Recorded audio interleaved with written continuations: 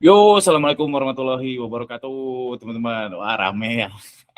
Lagi panen raya, lagi pada asyik ya. Ini insya Allah 15 menit aja tiap hari. Saya mencoba menjawab curhatannya teman-teman ya. Mudah-mudahan bisa bermanfaat. Kalau tidak, saya mohon maaf. Toh cuma 15 menit doang, mudah-mudahan ada insight ya. Yuk, udah ada yang ngacung yuk, Mas Ahmad Zaki, gimana? Iya Kang, mau izin nanya, yang pertama tuh, ya panen raya ini saya panen alhamdulillah sampai eh, kehabisan stok lah alhamdulillah. Aduh, baru juga hari ke-11. Karena ini pertama kalinya jujur aja eh, Hmm, eh, berkecimpung di dunia online ini, ternyata oh sebegininya gitu ya, Masya Allah. Jadi kayaknya saya salah langkah pas sebelum puasaan inilah hmm. tepatnya. Eh, tapi ya sisi lainnya, ya alhamdulillah lah habis semua gitu, sampai rak yang biasanya saya siapin buat jualan gitu bener-bener habis, kosong ini mah. Raknya jual juga sekalian. Aduh, ya itulah baiknya gitu. Cuman gini, saya kan punya ada dead stock gitu ya. Buat saya pribadi gitu, saya kira kayaknya ini masih bisa jalan nih nanti.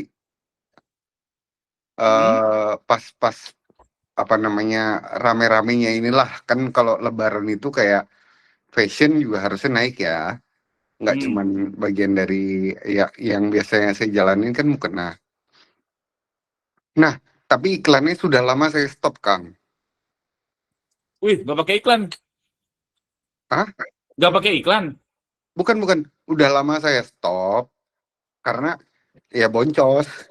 Oh, yang dari stok itu. Ya, Oke. tapi saya punya ya ikhtiar kali ya. Kalau misalkan, tapi poinnya gini, kalau misalkan iklannya itu sudah lama di stop, terus dilanjutkan lagi kan ada ya, dijeda terus dilanjutkan gitu ya, itu mempengaruhi traffic atau memang demand yang menentukan itu Kang? Oh, bingung ya. Yang jelas nggak akan, kalau apalagi stopnya kelamaan ya. Kelamaan tuh berapa? Menurut saya 3 hari 4 hari itu udah kelamaan. Otomatis Waduh, dia akan berkurang sih dari performa sebelumnya. oke. Baiknya apa bikin mungkin kayak seolah-olah apa namanya, etalase baru gitu loh, apa produk baru. Kalau ngejar sekarang per hari ini kayaknya udah nggak sempat deh. Paling benar kalau ada dari stok, dan kalau misalkan misi yang sama yang seperti yang laris tadi, mending jejelin aja ke produk yang laris tadi. Ah, Best best chance-nya atau best guess-nya cuma itu sekarang. Udah tanggal 11 ya, udah minggu kedua ya. hmm. Kalau upload baru, manasin dulu butuh seminggu. Udah keburu mudik, nggak kan sempat. Jadi baiknya yang soalnya ini beda beda kategori nih, yang Oh, iya beda kategori, yang apa namanya, yang paling laris itu memang kan mukena pastinya. hmm. Nah yang ini gamis, dress gitu kan, Wah, kan beda tuh Kang. kalau beda kategori ya jangan dijejelin, nanti kena penalti. Oh, Ya, kalau gitu duanya aja, upload baru sama yang lama juga diiklanin juga. Itu high risk high return aja daripada ngarep ke upload baru. Ya, peluangnya kecil sih menurut saya. Peluangnya kecil, apalagi itu dead stock ya, artinya sudah pernah diikhtiarkan dan nggak berhasil. betul betul. Dan yang Ya lama ya ini coba mah diangkat balik lagi. modal aja lah gitu mikirnya. Hmm. Coba dua Oke, itu sih menurut saya, Mas Ahmad. siap. Makasih Kang. Sip. Yuk lanjut, Mas Makario. Yuk. Siap Kang. Mau nanya Kang, sebenarnya mau curhat sih Kang, Hmm. masalah kompetitor nih Kang. Saya ini punya kompetitor Kang, di mana kompetitor ini tuh tembakan luarnya itu kayak nggak ada gitu Kang. Bisa dibilang itu nggak ada, kayak biasa aja lah, kayak dari Hmm. Instagram ataupun dari TikToknya gitu. Terus dari Shopee juga saya analisis kayak pricingnya itu justru malah lebih terjangkau punya saya gitu. Terus Hmm. dari segi kayak value communication dari covernya juga menurut saya dan menurut pengetahuan saya itu ya kita udah sama-sama munculkan value itulah gitu dari Hmm. copywriting dan lain-lain udah saya analisis tuh kayak nggak jauh beda gitu Kang. Cuman kayak dari segi penjualannya tuh kayak kenapa dia kok bisa ngeri gitu kayak rata-rata produknya itu per bulan itu terjual 1000 gitu. Cuman bedanya cuman di Shopee Mall-nya aja Kang gitu. Saya mau minta pencerahan aja sih kan gimana sih kayak kok bisa gitu maksudnya gitu kan. Oke. Saya komen ya, izin komen, mudah-mudahan nyambung. Pertama soal selera, menurut aku ini udah bagus. Saya udah jauh, udah jauh-jauh tuh membuang selera pribadi. Ini harus contoh real, baru banget kami Sindikat Dropship tadi baru rakor, ada satu artikel, istri saya aja nggak mau makainya, karena norak, tapi laris betul. Ya udah kalau laris betul ya gas aja, walaupun nggak sesuai hati gitu, karena ya norak produknya, tapi laris. Jadi satu, buang selera jauh-jauh menurut saya. Kedua, saya juga entah kenapa ya, mall ternyata kelasnya lebih oke ya. Kelasnya lebih oke karena toko sayang mall ternyata bangkit dari kubur. Padahal setahun sebelumnya, penjualnya paling sebulan 5 juta lah. Sekarang bangkit dari kubur mengalahkan semua toko-toko saya. Jadi saya ada rencana habis lebaran ternak mall. Jadi kalau mall ada indikasi seperti itu. Terus jangan salah, meskipun ada toko yang memang Instagramnya nggak bagus, TikToknya nggak bagus, tapi WhatsApp grupnya ngeri. Itu ada juga yang memang, tapi itu jarang terjadi. Misalkan ini real case-nya ya, misalkan kelompok pengajian ini, itu tuh militan banget, sekalinya launching beli, dan itu di WhatsApp group, di under the radar. Itu aja komentar saya, Mas Makaryo. Mudah-mudahan ada pencerahan sedikit atau banyak. Baik Kang, untuk mall itu memang harus punya HKI dan legalitas yang lain-lain ya Kang ya? Setahu saya iya sejauh ini. Nggak tahu nanti habis lebaran ada perubahan atau enggak. Oke, baik Kang, terima kasih. Sip, sama-sama. Yuk Mas Kafa, yuk. Assalamualaikum Kang. Waalaikumsalam warahmatullahi wabarakatuh. Kang, saya punya 3 toko.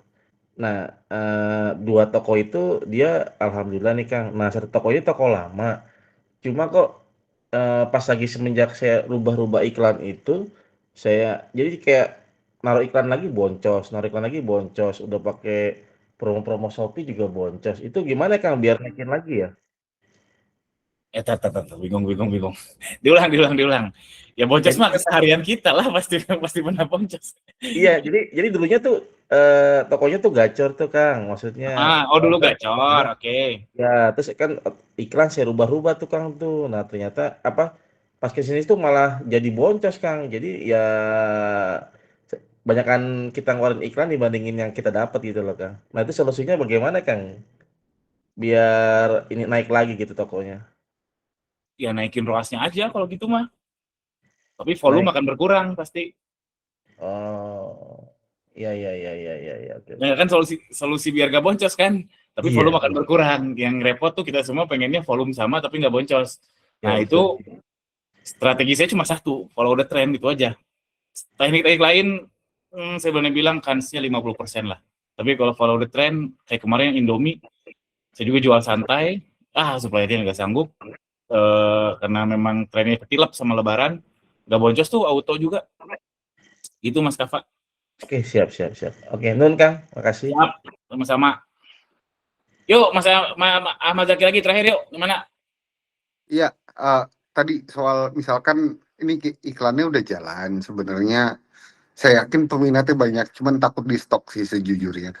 Jadinya saya mainin iklannya itu budgetnya, kayak misalkan produk A, B, C, karena A, B, C ini sebenarnya ujung-ujungnya satu, ya sisa dari stok kita gitu ya. Karena produk A mencakup semua ABC juga, gitu Kang. Oke. Jadinya saya mainin iklannya, mana yang lebih diserap, nah itu yang saya naikin budgetnya, biasanya begitu. Nah, nurunin budget dari misalkan satu etalase lah ya sebutnya, itu ngaruh ke performa atau enggak ya, Kang? Oh ya ngaruh dong. Ngaruh dong Ah, kalau naikin budget kan otomatis misalkan dari 25 jadi 50.000, betul, revenue-nya kan lebih besar, funnel-nya lebih betul. gendut. Nah, cuman misalkan dari kan saya ikut akselerasi performa, ikut juga di iklan tuh apa yang naikin budget sekian persen itulah. Hmm, Nah, kadang saya nggak happy sama performanya gitu, saya pribadi. Tapi ya udah, oh besok saya harus lebih mikir lagi gitu. eh yang tadinya misalkan saya budgetin 50.000, dinaikin jadi 90.000 gitu Kang. Banyak naikinnya banyak soalnya itu. Hmm, yang mhm. 90.000 itu ya itu karena mungkin demand-nya. Tapi yang nyangkutnya kan kita nggak bisa atur itu ya, yang beli gitu kan. Cuma Ini naikin aja kan. jadi budget itu kan masalah penetrasi ya. Kalau misalkan Betul. kita bilang ekstrim ya, kita budget 200 juta sehari, wah mungkin lingkarnya itu besar sekali. Hmm. Artinya yang tadinya target market itu cuma skup kecil jadi membesar. Artinya apa? Banyak orang yang bukan target market. Jadi karena teorinya seperti itu, bukan teori, faktanya seperti itu. Jadi kalau ketika naikkan budget traction-nya malah berkurang, berarti udah limit. Traction-nya apa? Kalau saya lihat ATC-nya, kalau misalkan dari 50.000 ke 100.000, add to cart rate-nya tetap di 10%. Oh, berarti tetap di lingkaran yang oke ini, target market-nya. Ya udah biarin aja. Walaupun nggak ada closing.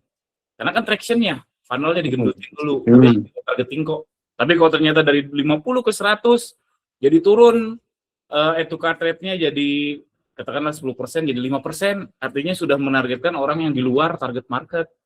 Itu yang bahaya ketika naikin budget. Ah, Bayang nggak? ya kebayang. Jadi hati-hati, oke? Siap, paham. Makasih Sip, Kang. siap. Thank you semuanya. Mohon maaf Mas Liberty Shop. Besok lagi ya insya Allah. Itu aja hari ini. Assalamualaikum warahmatullahi wabarakatuh.